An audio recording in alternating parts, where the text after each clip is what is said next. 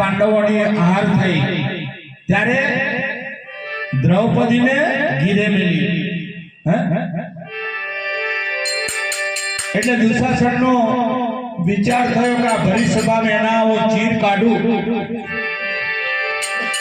પણ ભગવાન એવો છે ને કોઈની આબરૂ જવા નહીં દેતો. તમારે પણ એક રૂપિયો ના હોય લગન લઈને દેવો જોઈએ, ઓટોમેટિક આવે, કારણ કે ભગવાનનું વચન છે. કાર્ય તમારું ક્યારેય ભગવાન અટકાવતો નથી. ત્યારે ભગવાને 999 ચીર આ દ્રૌપદીને પહેરાયા. વિચાર તો કરો. ત્યારે છેલ્લે કીધું છે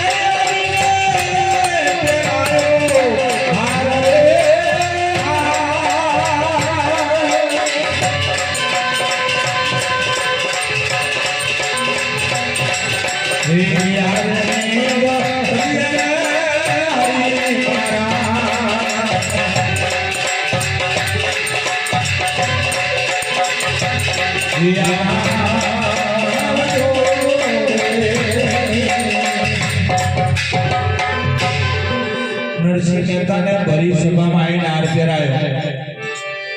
નરસિંહ મહેતાનો ભાઈ હરસિદર જ્યારે એમના મા બાપનું હરાજ કરતા ત્યારે નરસિંહ મહેતા નતો બોલાયો, કારણ કે નાગર ના કે આ તો બધી હરિજન ને ઘેરી ભજન કરવા જાય, બધી જોનતો જાય, ઓને ના બોલાવાય કે આપણી સભામાં ઓને ના બોલાવાય. નરસિંહ મહેતા ના બોલાયા, 32 બાજુનું રહોડું બનાવ્યું. નાગર નાથ જ્યારે જમવા બેઠી, અજરાધનો ધણી જેને કહેવામાં આવે છે, એક નાગરનાથ તો જોડે હરિજન, એક નાગરનાથ ને જોડે હરિજન. પીરસેલું રમણ ભમણ થઈ ગયું. ત્યાં હર્ષિધરે તો ખરું કર્યું કે નરસિંહ મહેતા તો ખાલી ભજન કરતેલા, પણ આ તો જોડે જમવા બેઠા. ત્યારે કોઈ જ્ઞાની હોય, હોમે એક તો હોય, ઓલો કો કહી ગયો છે ને, કો હોમે એક સાચો હોય. એટલે ભયા કીધું કે હર્ષિધર, તમારો ભાઈ તો એકલો રહ્યો, તમે તમારી નાગરનાથમાં જમવા ના બોલાયા ને એટલે આ બધી ભવાઈ થઈ છે. એટલે એમને બોલાવ્યા. ત્યારે નરસિંહ મહેતાને બોલાયા ને ત્યારે હતું એવું ને એવું થઈ ગયું. ભગવાને લાજ રાખી, આજે તમારું મારું જીવન ભગવાન જ ચલાવે છે. ત્યારે છેલ્લી વાણીમાં કીધું છે